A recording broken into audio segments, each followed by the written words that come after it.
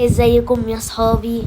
عاملين ايه؟ ورجعت لكم بفيديو جديد، والنهارده هيبقى فيه قصة، وهي هتكون عن حامل ما عندهاش غير اخت واحدة بس، والاب سيء جدا، والابن اسمه امير وهو ده البطل. طبعا يا اصحابي هسيبكم بقى تتعرفوا على العيلة. انا جعانة قوي ومرهقة جدا ومش قادرة خالص اعمل اي حاجة وتعبانة جدا، ده غير اصلا ان ظهري بيوجعني قوي مش قادرة امشي، وخصوصا ان انا قربت اولد. انا حاسة ان انا عايزة اريح شوية، انا مش قادرة اعمل شغل النهاردة. طب هجيب بس فلوس منين؟ ده انا محتاجة حاجات كتير قوي، ومحتاجة اجيب حاجات للبيبي كتير، والراجل البخيل ده مش بشوف من وشه حاجة ولا حتى بيصرف عليا. يو بقى انا تعبانة قوي بجد، ولو سمعني اصلا بقول كده هيزعق لي وهيخلي يومي كله ملوش اي لازمه. انا مش قادره بجد، حاسه ان بطني بتتوقف، انا مش قادره استحمل بجد. قوم يا راجل يا بخيل انت، مش قادره استحمل.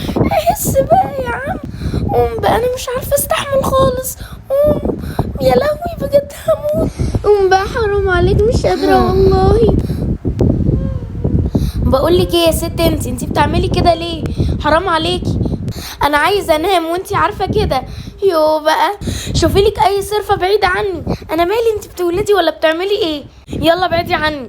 ولا اقولك عشان تعرفي ان انا كريم بس هخرجك بره البيت، لكن غير كده انا ماليش حاجه تانية، وبعدين انا معيش فلوس اصرف لك مصاريف الولاده. خليكي هنا بقى، انا هدخل اكمل نومي على بس ما ايه يعني كل حاجه تخلص، وبيسمي البنت بقى الاسم اللي انت عايزاه. الحقوني يا ناس، الحقوني يا جيراني، الحقوني انا بولد. حاضر احنا جايين اهو. نهار ابيض، ايه اللي بيحصل ده؟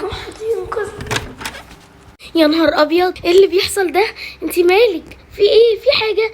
الحقيني ارجوكي يا سعاد، بجد مش قادره، حاسه ان انا هيحصل لي حاجه دلوقتي، انا بولد يا سعاد. دي اغمى عليها، اعمل ايه يا ربي دلوقتي؟ اعمل ايه؟ انا هروح اخبط على باقي الجيران.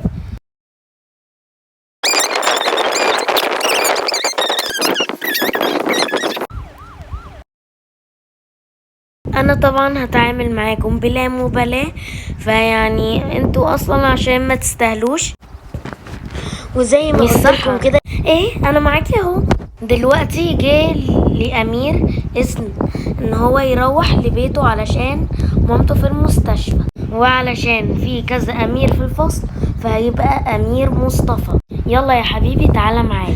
دلوقتي احنا لازم نجيب لها فلوس، نجمع لها اي حاجه، دي غلبانه قوي زي ما انتم شايفين، وجوزها ما بيصرفش عليها. خلاص يا حبيبتي، انا ممكن اساهم ب70 جنيه، والله العظيم هي دي مقدرتي، وانا ان شاء الله ممكن اساهم ب300 جنيه وربنا يجعله في ميزان حسناتي، وانا ممكن اساهم ب150 جنيه، وانا هساهم ب250. والله العظيم صعبان عليا قوي، انا لو عليا اتبرع لها بفلوس كتير، بس انا مش في مقدرتي غير في 150 جنيه بس، وانا الصراحة كده معاشي قليل جدا، ومقدرتي اتبرع لها ب70 جنيه برضو، وانا هتبرع لها ب50 جنيه.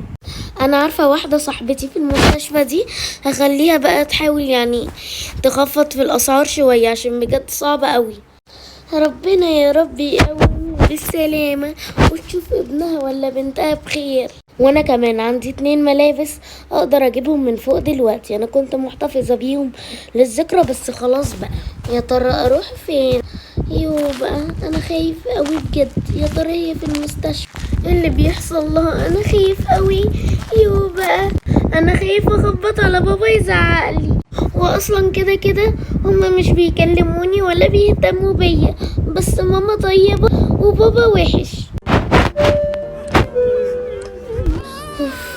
لا حول ولا قوة الا بالله. يا سامية، يا سامية، يلا يا عم بقى، يلا نام في سريرك بس على ما اشوف المولود الجديد. حاضر انا جايه اهو، مش شرط تزعق. طب خدي الطفله دي بقى، هي بسم الله ما شاء الله زي القمر، بس خديها يلا حميها. كلكم بتصرخوا، اعمل ايه دي يا سوسو؟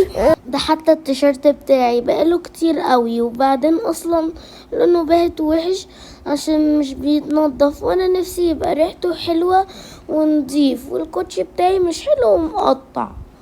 انا الصراحة عايزة انام قوي ومش عارفة انام فين، يعني انام في الشارع؟ طيب خلاص انا هنام شوية صغننين جدا وهبقى اصحى تاني ان شاء الله.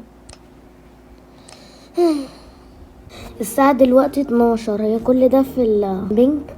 يلا ربنا يسترها بقى، انا هروح اشوف شغلي. انا لازم ارتب بقى الاشعاعات دي عشان اصحابها يجوا ياخدوها. بقى بجد الشغلانة طلعت صعبة قوي، انا مش هقدر كده كل مرة. يلا اديني بنقذ حياة بشرية، الحمد لله على كل حاجة.